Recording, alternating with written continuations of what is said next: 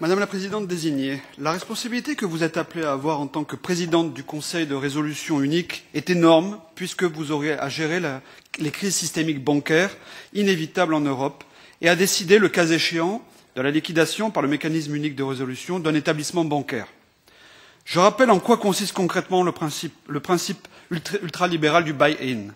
Il s'agit de ponctionner les dépôts et les avoirs des clients des banques privées en difficulté pour renflouer leur capital, et ceci en faisant croire que les contribuables seront épargnés, comme si les clients des banques n'étaient pas aussi des contribuables.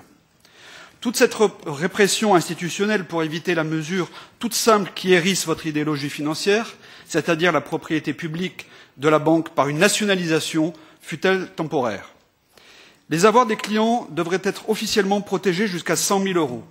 Mais ce seuil est tout à fait relatif et pourrait être largement diminué, selon les textes de l'union bancaire, en fonction des pertes financières à combler. S'agissant du fonds de résolution, lorsqu'il sera pleinement opérationnel, d'ici 2025, il ne pourra pas, avec 55 milliards, affronter l'impact de plusieurs crises simultanées. A fortiori, d'ici là, il est notablement insuffisant. Ma première question est technique.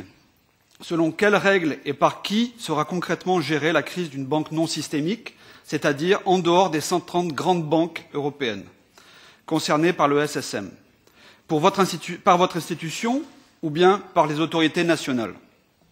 Ma seconde question porte donc sur la conception que vous avez de votre poste.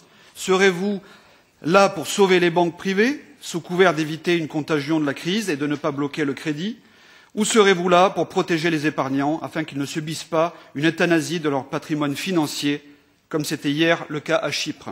Je pense que les citoyens de l'Union seront très attentifs à votre réponse. Merci.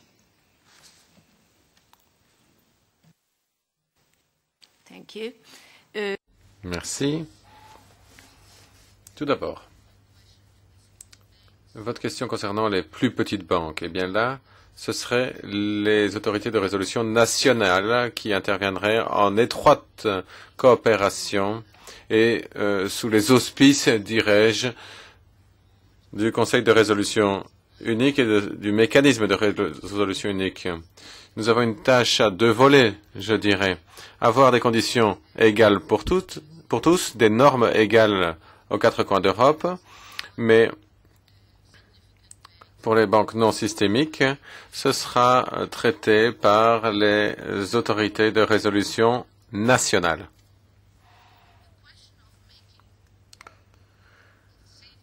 Alors, sauver les banques. Ben, non, comme je l'ai dit, je pense qu'il faut le répéter. Lorsque l'on travaille dans un environnement économique, on doit faire face à des risques. On ne peut pas avoir des profits privés et des pertes qui sont payées par le contribuable. Et donc, dans ce cas-là, on rend les choses plus saines pour les deux, plus sûres pour les deux, l'épargnant et le système dans son ensemble. Selon moi, il faut toujours être proactif. Une crise évitée, c'est toujours mieux que de devoir faire face à une crise. Merci.